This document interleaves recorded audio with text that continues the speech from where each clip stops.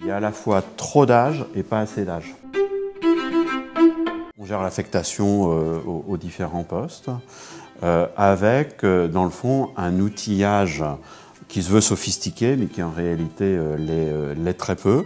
Pour une tâche donnée, avoir un certain âge, être dans une certaine étape de sa vie, ce n'est pas la même chose que son voisin.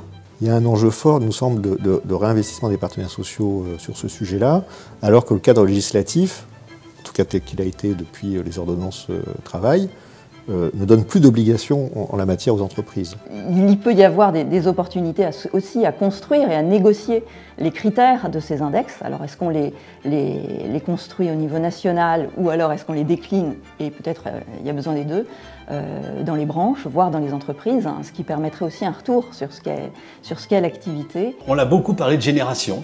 En opposant les générations Y, les millennials maintenant et les boomers, mais que cette manière, et ça a sa part de vérité, bien sûr, mais ça a créé plutôt des stéréotypes. D'avoir des solutions plus individualisées, et ça va nécessiter de travailler beaucoup plus sur les organisations de travail de manière très précise. Il y a des outils, en fait on a tout à disposition.